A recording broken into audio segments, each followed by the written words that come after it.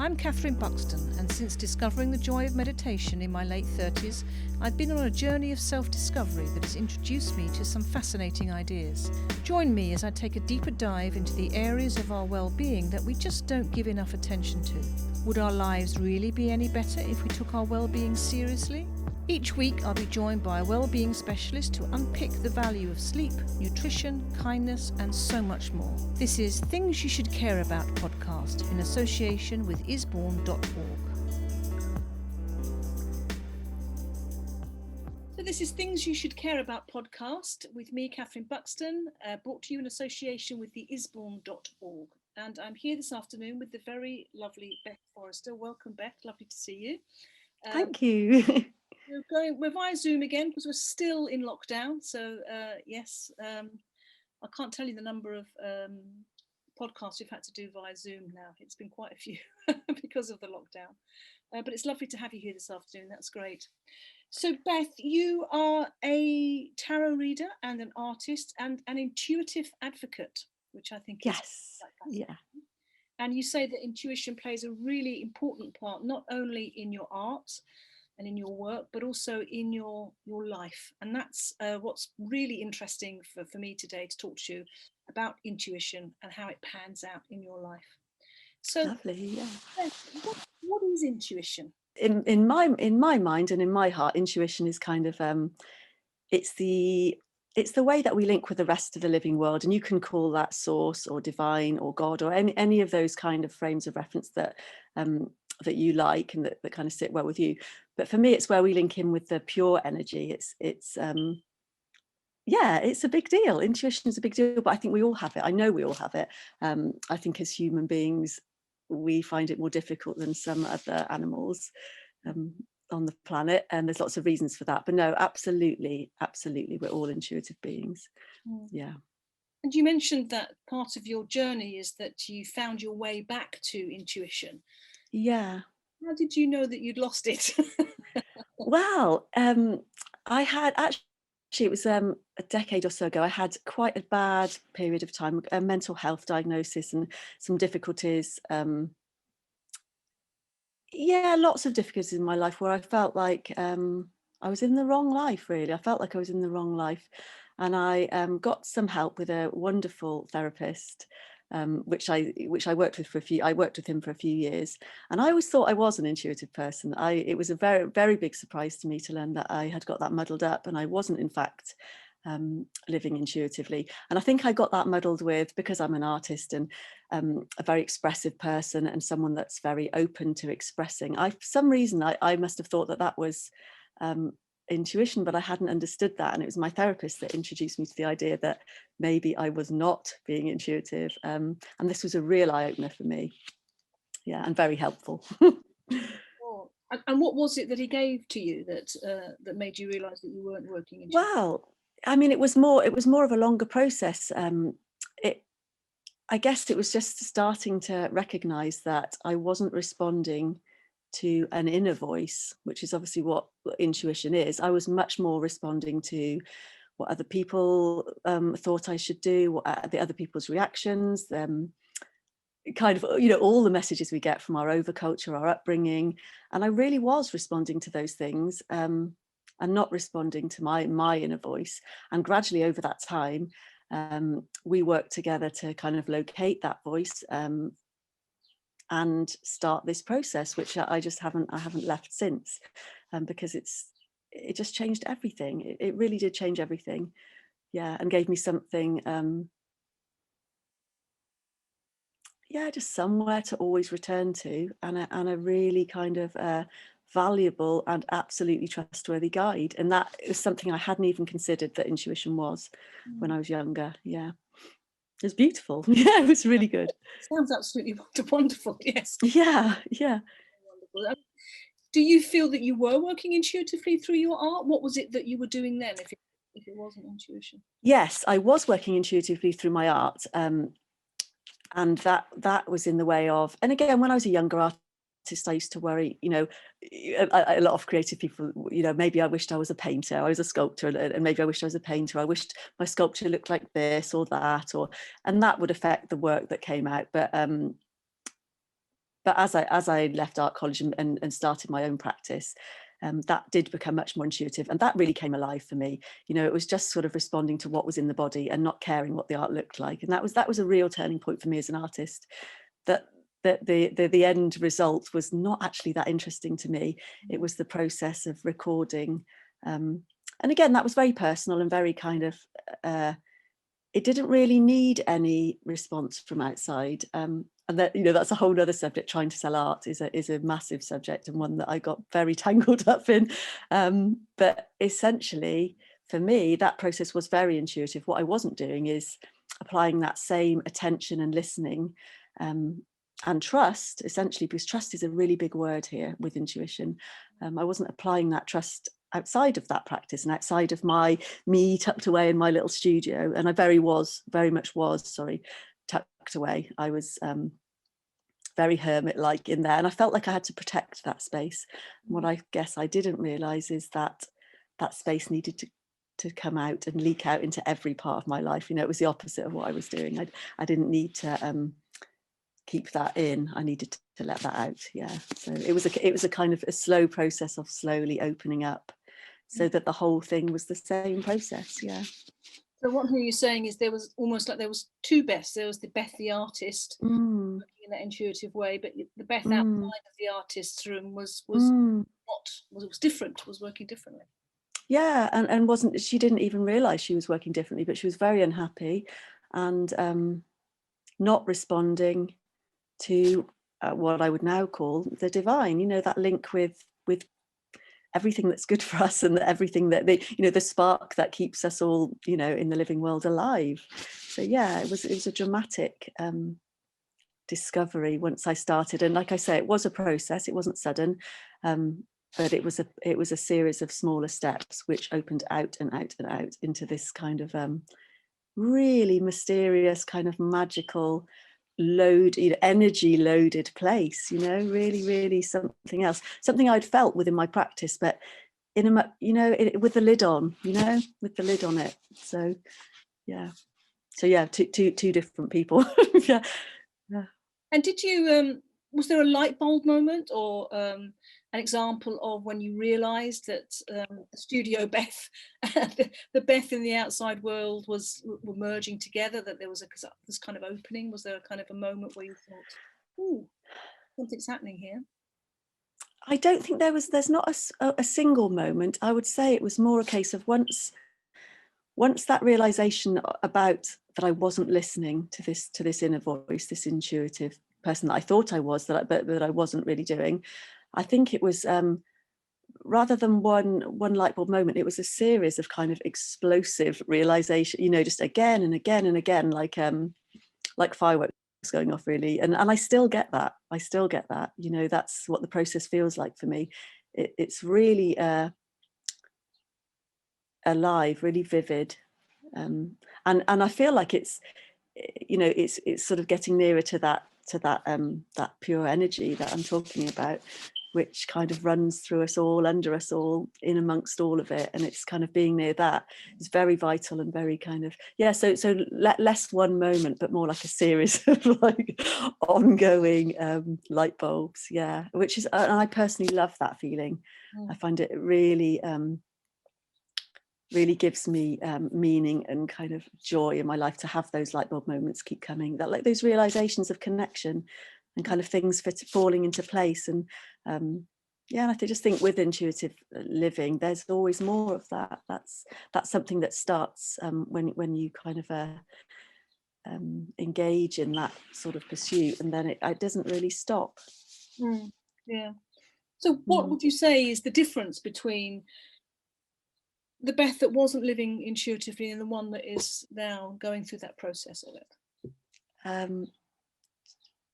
So much difference. I mean, I care very little now about other people's reactions to me, and that's not to say that I don't still worry about my effect on other people and those kind of things, but there's just a much more of a freedom. And also, I think, looking back, this is quite a long time ago now, I'm looking back to the start of that process, I think the main difference was just this realization that life was not how I saw it, that I felt very trapped where I was. I felt very lonely, very depressed. And I just couldn't see anything else. I couldn't see anything else. And then as I started this process, like I say, these kind of light bulb moments and things opening up, and I began to realize that actually it was nothing like what I thought. And for me anyway, the way that I should be approaching my life and the way that was good for me was in a whole nother place. So that's the difference. I think that I realized there was possibility, huge, vast, untapped possibility that I hadn't been anywhere near. And I think that, and I now know that's why I'd become ill. So that was the biggest change. And that came very quickly. I suddenly saw a much bigger picture, one that I really wanted to stay in, a really creative place as well. So even artistically and creatively, that was wonderful too. And how does that impact on your sort of day-to-day living? Well, initially it involved a series of very big decisions to do with leaving a 20-year marriage to a lovely man that just wasn't the right life. That was very difficult. That was that was some way into the process. But so there was a few big decisions like that which were hard, but that did galvanize me. And then gradually things calmed down to some degree. But then there's always big decisions that come up. So with kind of an intuition, if you're honoring that and acknowledging that, quite often things come up which are really scary, really difficult. The brain goes crazy with fear and all that kind of thing. So that's very much part of my day, facing fears. And also that becomes quite compulsive because you start to realize that the fear is leading. It's not like a horrible shutdown fear, like an anxiety. It's more like a nervous energy and a kind of feeling, and so that's very much in my day, but also in little ways, when do I want to get out of bed? What do I want to drink? Do I want to pick up my phone or not? So this can come into every decision that you make, and it's really a case of kind of just checking in, getting out of the head, because we spend a lot of time obviously in our head thinking, how do I make the Zoom work? Will my mic work? So it's just a very simple movement, and it's one that becomes much easier with practice, is to just drop down into the body and think, not even think. You see, that's the language that we use. It's not a thinking process. It's one of the body, and asking in the most simple way, not even verbally, what next? What else? Yeah, so that's very much, and over time, obviously, it's quite hard to order your day like that. I'm in a very privileged position to be able to do that, but that's taken time, and that's taken me removing and adjusting and changing aspects of my life in order to have that space so that I can continually drop back into my intuitive self and live properly from there. It's a work in progress. It's like I say, there's lots of things in life that we don't have power to change, but we can start those processes, and that's what this is about, kind of small steps towards more space to drop into your body. Yeah, it feels like a wonderful way to try and live your life, Beth. It sounds really wholesome and very energizing as well. But I wonder about, if you're a single mum and you're working lots of jobs just to make payday to feed your family and things like that. I wonder how they can access something like that. Not that they can't, but because life is, very challenging and very difficult. That's right. And life is very challenging. And I would hate to give the impression that it hasn't been that way for me either, because I'm on a very low income and there's all kinds of difficulties. But I realise I still am in a very privileged position compared to a lot of people, and people that come to have readings with me or help with any other area of their life.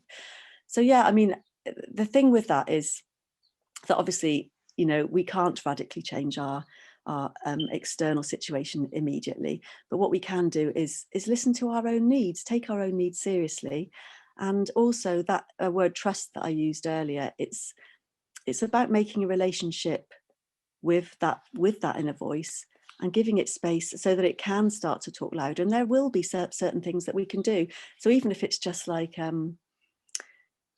I need to feel the sun on my face. And, you might not have a garden, you might not have your mobility, you might not have, you might be agoraphobic, you can't go out, but you could possibly, you could open the window or look out and feel the sun. Or you might think to yourself, what do I need now? And the body might say water. You need some water. These don't have to be big fancy kind of the stuff that's peddled at us, that's often expensive, requires us to have privilege and status and have a certain skin color, look a certain way. We're not talking about this here with intuition. It can be really unglamorous, and it's not really at all about having any special equipment or being a certain way. It's just noticing what you can do in your circumstances, what the body wants. And these can be really simple things. And I say even like run a bath, those kind of things. Some people can't do that, but maybe you could get a hot water bottle and cuddle up with that. Maybe you could rest. Maybe you could shut your eyes. Maybe you could, I'm really interested in somatic work and kind of all the lovely trauma therapies that are just really, really simple, involve touching and hands. And, you might have no partner that can give you a back rub. I'm a single person, but sometimes the body just wants hands, a hug from yourself. And these are really, really simple places that you can start to sort of respond to your own needs and take them seriously and become in conversation. So it's about becoming, and the more, and I always sort of use the example of a little child. So say you do have a little child and you're busy and you're irritable or whatever, and it's asking, mummy, do you like my art? Do you like my dancing? Mummy, we know what this is like. And if the child's ignored, it stops asking, doesn't it? It stops, with real neglect and those situations where children are really neglected. And that's like our intuition, where the more that we talk to it and ask it. But the key to this, even on any level, even on that level I'm talking about, looking out the window, the key is the response. So if the body says, I'd love to feel the sun, it's not getting in your brain and going, no, that's silly, that's ridiculous, that's for hippies, that's rubbish, I can't, no, that's not for you, you're useless, or all that brain chatter that we get, that horrible undermining. It's more just going, okay, I take that seriously, and it's the response. That's what builds this relationship with your child, with the child that is your intuition. It's that lovely attentive way that you can just respond, listen to the voice. And there's, we can talk about how you do that, but more importantly to respond. Take a risk, and feel silly, and pick up that feather off the floor, or open a book that caught your eye, or whatever it is. There's 1,000 ways this can work. So I guess in a way, like you're saying, it's about taking it seriously, isn't it? Yeah. I think sometimes that's where I being a very kind of practical, grounded sort of person, when I hear the voice that says I need the sun, for example, just go and look at the sun, there's a kind of thing that says, oh, for heaven's sake, you know what I mean? There's or this, you know what I mean? Yeah. There's a million other different things that that I could be getting on with, and because it doesn't feel glamorous, we tend to kind of, or at least I do, I think, just push it aside as a silly thing, a silly notion. I think as well, a lot of people, when they're looking for sort of guidance or help from anyone, I think people often want some big gesture, but it's not. This is never how it works for me anyway. Although I will say that sometimes the intuitive hits are huge and seismic, so don't underestimate this process, anyone listening, but these are places to start. And I think, the brain does kick in and say, well, that's stupid, you haven't got time, but the brain this is what happens with intuition as well. It's very interesting. The brain kicks in almost immediately whenever we have an intuitive impulse, and it tries to undermine us, because the brain and the ego, I don't know an awful lot about ego, so I won't use that word fully, but you'll all know what I mean when the brain starts to undermine. Like you said, even on a casual way, it might just go, no, you haven't got time, you've got to do the washing, that's stupid, however your brain talks. Or it might be much more toxic and unpleasant and say, you never succeed, you never do anything, you're useless, you don't deserve this, who are you to think that you can have this, blah, blah, blah, blah, blah, on and on and on, this horrible kind of monologue of, and what the brain's trying to do is to put hurdles in our way, anything to keep us small, to keep us safe. That's what the brain knows, isn't it? And in some parts of our life, that's great. We're not making an enemy of the brain, but intuition is in another, it's in another place, and it does want to grow, it wants to expand, it wants to soar really high. And so it will give you these little invitations, but the more seriously you take them, often the louder the brain voice talks. And so we've really got to differentiate between often that little tiny whisper of intuition, which is much quieter in our culture. We're not used to listening, so it's often quieter, softer. It's often with a little bit of heart fluttery excitement and nervousness. The brain is often very loud, quite critical. We're very used to the sound of it. We might not even know that that's what's happening. So that's a couple of ways you can, there's a few ways you can sort of differentiate, but that's usually what happens. So you have a lovely impulse from the intuition, and the brain just steams in and thinks, no, unsafe, don't want you to grow, don't like where you're going, it's too exciting. And that's what invariably happens. I love that analogy, actually, of the brain being loud to keep you, but the voice is small to help you to grow, to get bigger. Yeah, I've never thought of it like that, in those polarities. Yeah. And I think obviously the intuitive voice can grow louder, but that's the only bit that anyone needs to sort of practice doing if they're interested in this. The voice is definitely there. We all have it. It's you only have to look, but the language culturally around this as well, you know. And so I draw on things like dreams and symbols and stories and those kind of things. But you know, we don't have to look far for that kind of undermining language, do we? Where it's only a story, or just dreaming, stop daydreaming, it's just a dream. You know, these kind of limiting, and this is where the brain kind of it feeds on that kind of stuff, and it can talk very loudly, and it can be really destructive. Well, we all know what the brain can do. Yeah. The brain's not always speaking the truth, unfortunately. But I will say, in my experience, the intuition is always the truth. It's your wise self, isn't it? Yeah, it's your wise self, because it's not dependent on you being brainy or well read or experienced. It's because that's linked to the bigger energy. It doesn't need us to be perfect or brilliant or have the perfect, you know, alkaline quinoa, whatever, blah de blah diet, or whatever it is. Do you know what I mean? Whatever. And there's nothing wrong with any of that. You know, I love all that myself, but that's not in the same ballpark as what we're talking about. You don't need to be anything special to be intuitive. But you will feel very special if you do make that connection, because it's connecting to something bigger, a higher power, whatever you want.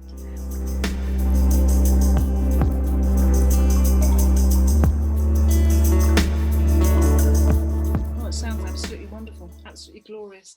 No, it is glorious, Kathryn. Yeah, I'm glad it sounds that way.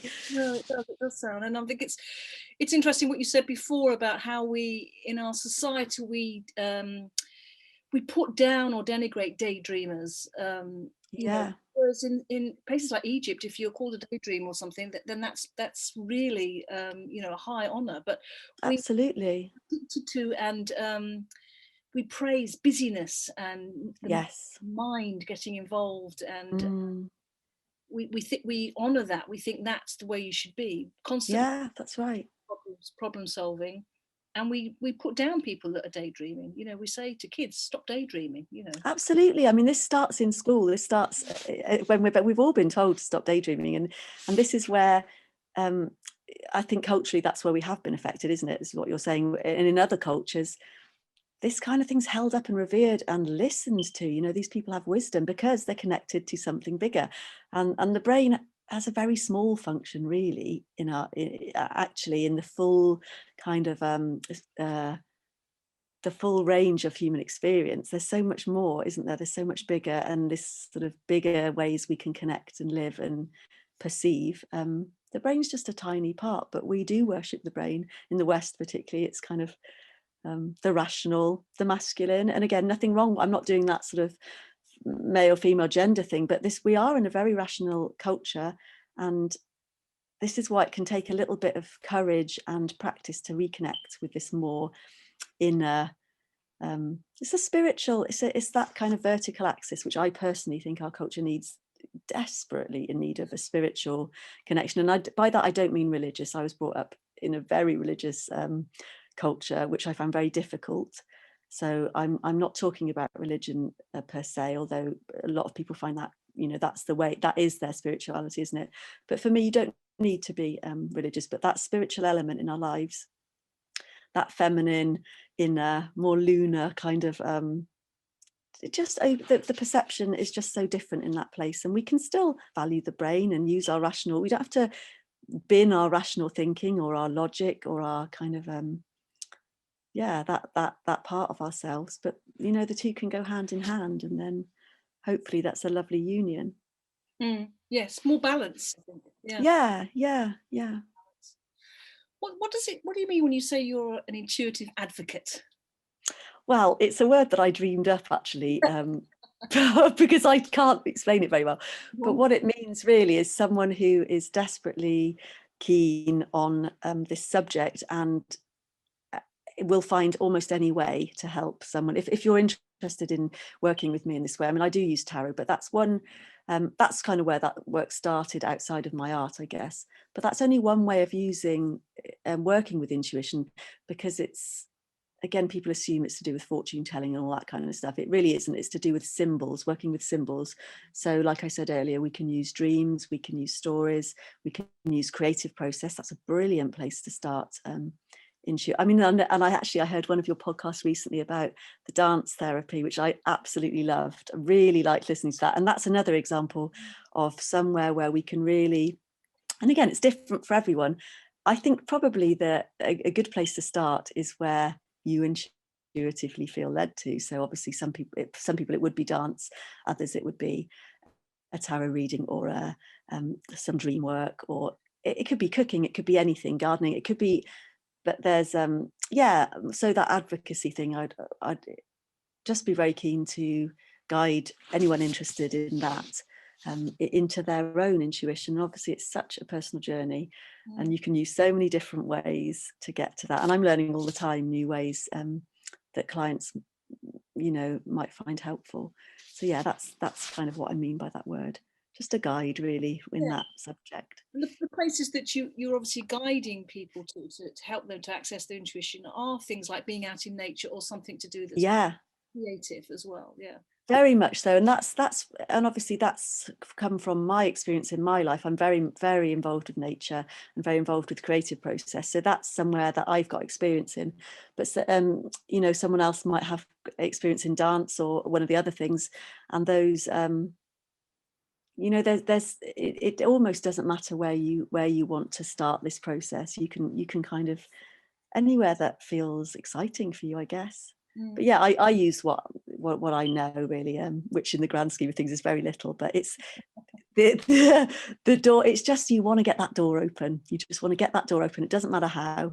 And then, you know, I can hold your hand through that and encourage and support and bring ideas and reassurance, because it's not always, you know, it's a wonderful path, but it's not always without challenge. Well, it's never without challenge. So yeah, it's a bit of support through that as well. Like a vulnerable path too. Would that be fair to say? Oh goodness, Kathryn, yeah, it's so vulnerable. And again, the brain hates that. Of course, the brain likes to see, right, we're going to have a 5-year plan, and you know, this is how people used to try and get me to do. I used to be a blacksmith as well, and like, you know, this is what we do. We'd have a business plan, and it never ever worked. It used to leave me in tears of just like chaotic thought. I couldn't ever make that stuff work. So, but that's what we're taught we should do. We need this plan. We need to see from A to B to Z, right up to Z. And then we need to follow that path. And with intuition, it's not linear. It's not like that at all. It's kind of spiralic. So you can never see around the corner. You can never see what you're going for.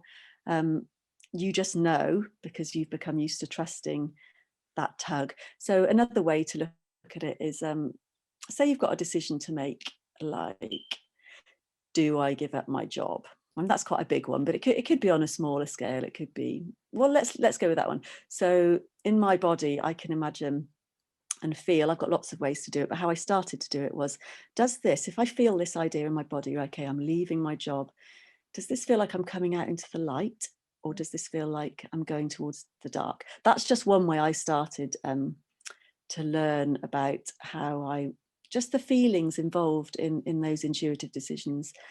And you can do that, and you can find ways that mean something more to you, like something more personal. I imagine like a labyrinth, like Theseus and the Minotaur, and I'm sort of either I'm going deeper into the labyrinth or I'm coming out into the sun, out into this lovely grassy place. But so there's like a softness to that approach. It's very much in the body, and you can sort of just feel your way into it, and like I said before, then experiment with trust. But that's where you're vulnerable, because you don't know what's going to happen next. You might not have any money. I've been in this situation many times where on paper it looks like a very bad decision, but the minute that I do make that intuitive move, things start opening, possibilities start appearing. And I don't want to use that language like manifesting. I'm a little bit unsure about that, because again, I think that there can be some privilege attached to those ideas. Not always how people speak, but and obviously there's certain risks that you wouldn't take to do with your safety, or to do with directly to do with your health, or those kind of areas that we'd have to think carefully about that. But on the whole, there's always a risk to an intuitive move. Yeah. And I think when you're making a move from the brain, I've got a friend at the moment who's trying to make some difficult decisions, and is trying an intuitive approach, and the brain's going on at him like crazy, but the voice of the brain, and I can hear it through him, is very brittle, it's very rigid, it's very shouldn't, it's closing down, whereas the voice, that's how you can sort of that's how you can feel your way in. But that opening up is vulnerable, and that's why we like to go with the brain in that shut down place, because it's not vulnerable to do that. But the end result of that, and certainly for me and lots of my clients, is that you become ill, you become shut down, you lose access to your vitality towards your life, how you see yourself, how you see your possibilities, the huge amount of energy that's out there in the kind of living world. And you are cutting off from that if you repeatedly listen to the sort of looming lid of the brain, and that's when the brain's sort of in the driving seat a bit too much. But yeah, very vulnerable, you're absolutely right. But again, you can become used to that and see that as a good sign. You see, when you speak about that, I feel so excited. Oh, I'm so glad. It fills me with dread, I'd be honest. Yes. Childlike excitement. Yes, goodness. And that you've explained that so well, because that's what we're after, this kind of childlike wonder. And there's always dread attached to it. I dreaded coming on the podcast a bit. I've never done a podcast in my life, and I'm very used to being intuitive, but I'm not that used to talking about it. But I just pushed the brain away. I pushed the brain, so it's going, you'll be silly, you'll say the wrong thing, you won't do it justice, on and on, undermine. But I'm very used to that noise, that white noise, and just push that away, accept that there's a feeling of anxiety about a decision, or like coming on here, and realize that you can trust. And for me, that has always been right since I started with this. And it's we've got to be able to leap without knowing where we're going to land, and that is very difficult. That's the hardest part. But once you start that process, your experience will reinforce that leap. So start with something small.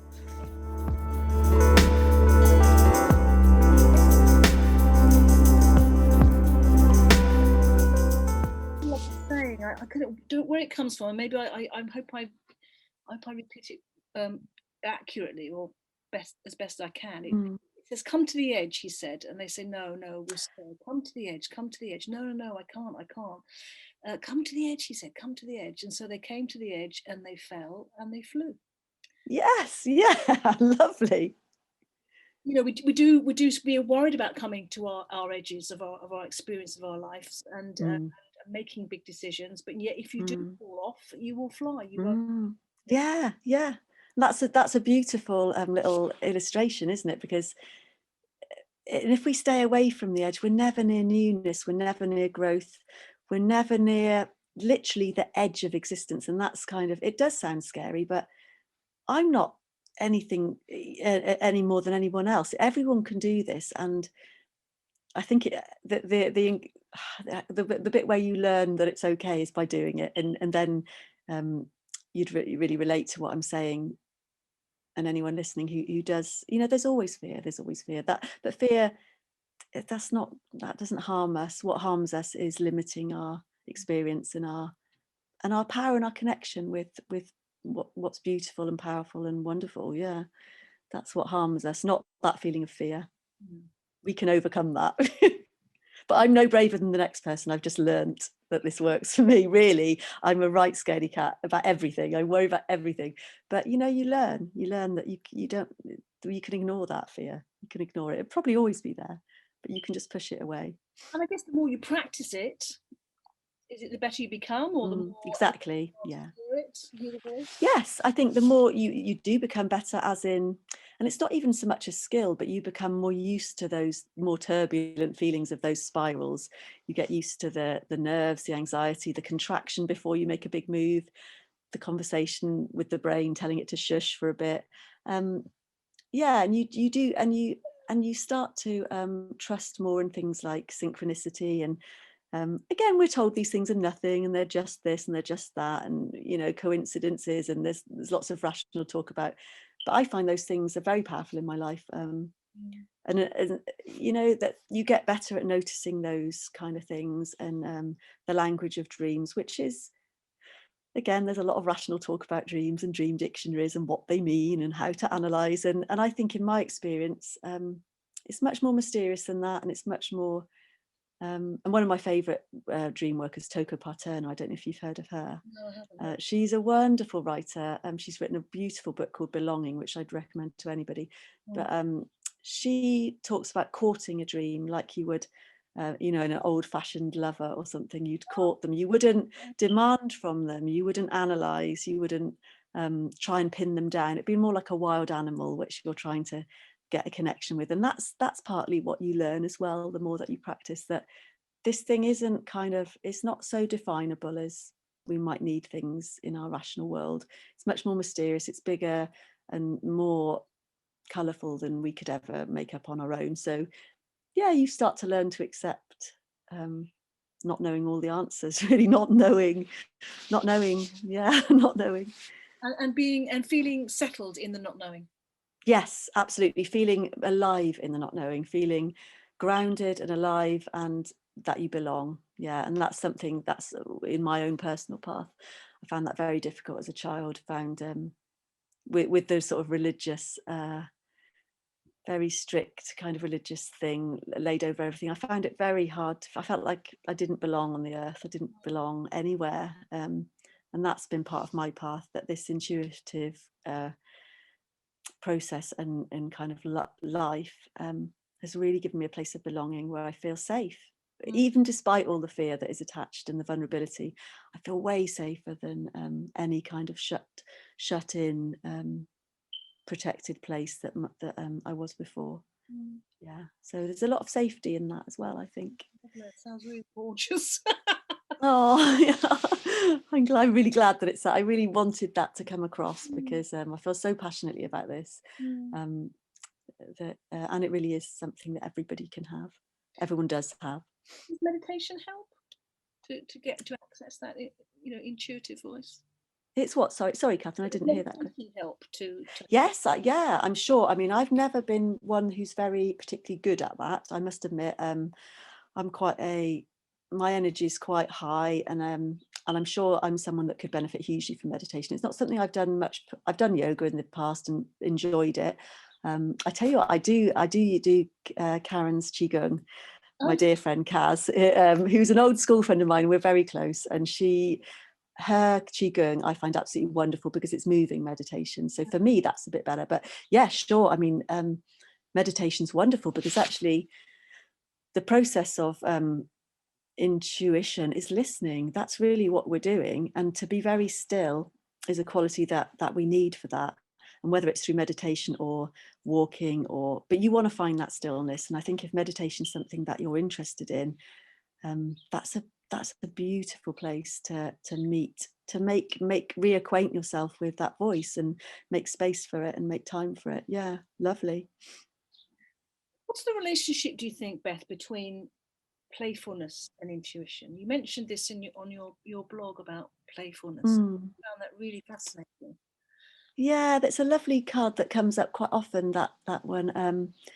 In fact, a reading I did this morning, that one came up. I love to see that one, because as a child, I don't know if I did know really how to play.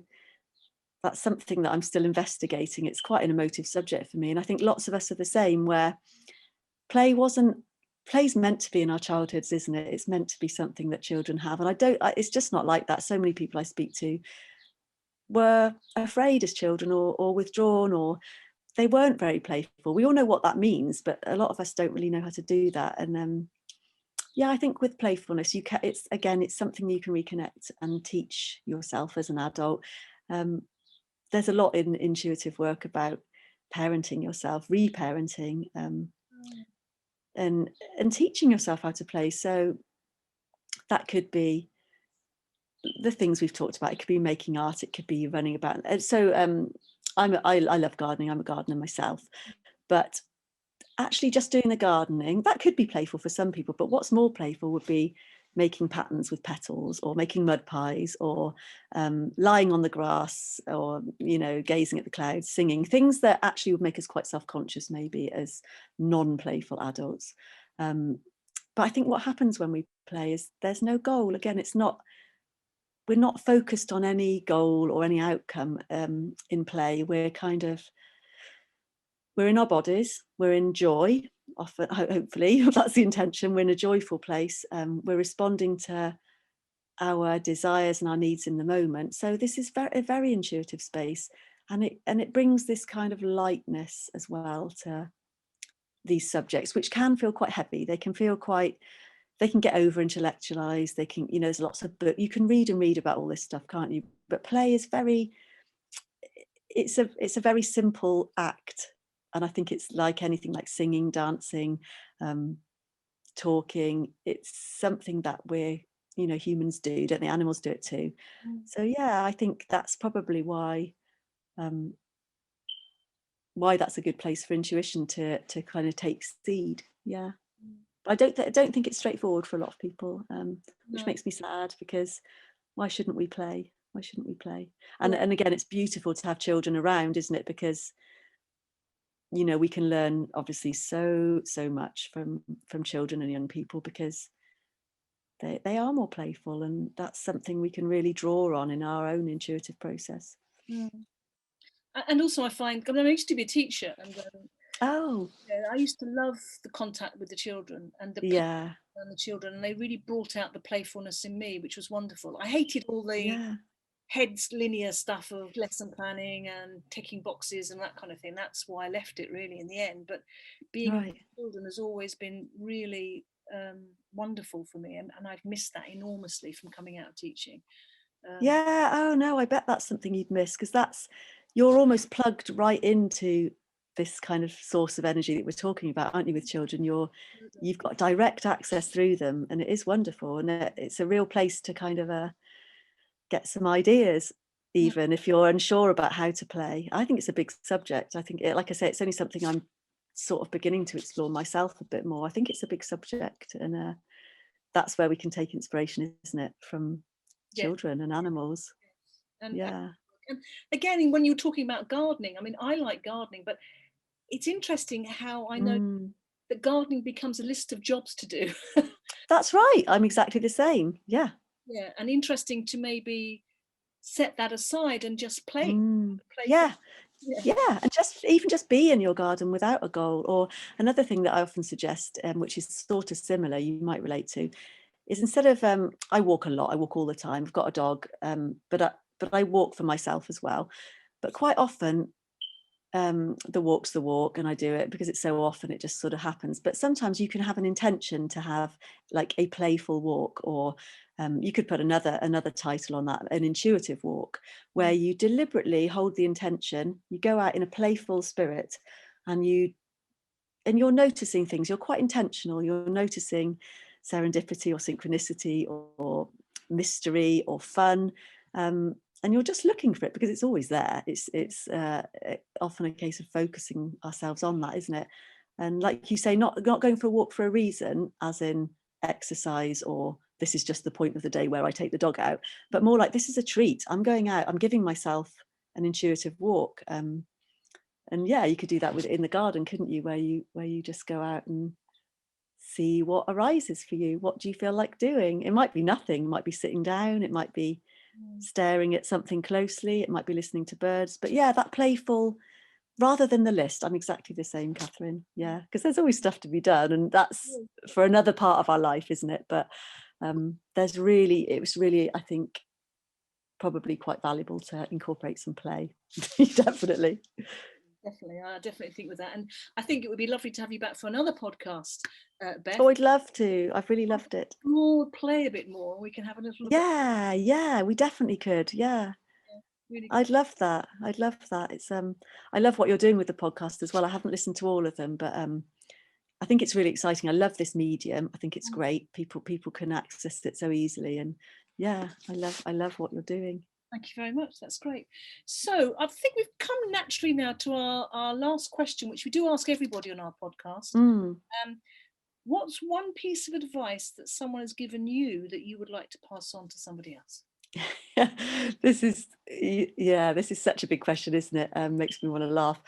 I guess I don't know if someone's passed it on to me. The thing that's been going around in my head today, it might be something different another day, is don't fear getting something wrong. Don't fear getting it wrong.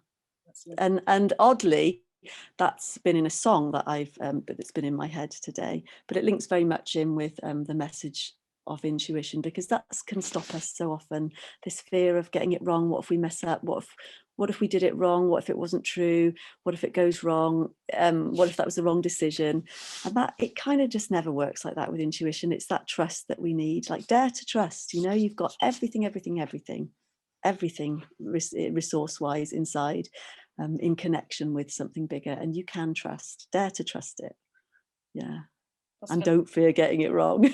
Don't fear getting it wrong.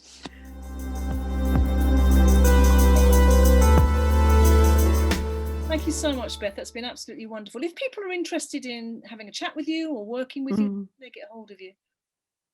Well, the easiest place to, if they're on Instagram, I'm not on Facebook, but I am on Instagram, and I think it's beth.forrester, or you can go to my website, which is bethforrester.co.uk, and yeah, that's where to contact me if you're interested in anything. Or obviously on the Instagram page, you can get a feel for my work a little bit more and see what's up, or just say hello. I'd love that. I do tarot and I do intuitive art sessions at the moment, but obviously since COVID's happened, it's all changed. But I've been brewing on a few ideas lately, again, intuitive ideas to do with some online workshops that I want to do, just little ones, little courses that people could do, to do with dream work and working with symbols. So that's something that's coming soon, and that regardless of social distancing and stuff, that I can still do. And I can still do audio readings, which is, again, if you've never had one, it's quite a leap of imagination to see how that would work. But there's more information on the website. And actually, the reading that I'm doing for the collective, that's a new thing. That's something I was very afraid of as well, Kathryn, really afraid of that, but just barged through. So if you're interested in having that comes out every full moon, and if you subscribe on the website on my homepage, that's free. There's no cost for that. I wanted to give something that was accessible to everybody. So that's every full moon, and that will just come in your inbox, in your email, if you're interested. And again, you can get more of a feel for how I work from that. And I would love any engagement, any hellos and engagement with that. It's just this is how this stuff works.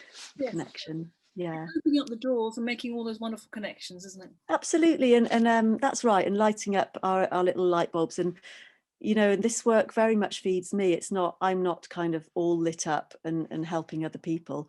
The connections with my clients are equally as helpful to me. You know, this all just feeds round and round and round, and we're doing this together. I can't do this work without dialogue and communication. So yeah, it's for all of us. Yeah. Well, I'd love to sign up for something. I definitely will be in there if you're doing little group things, and yes, I'd love it. Thank you. Oh, lovely. Thanks, Kathryn, and thanks so much for having me.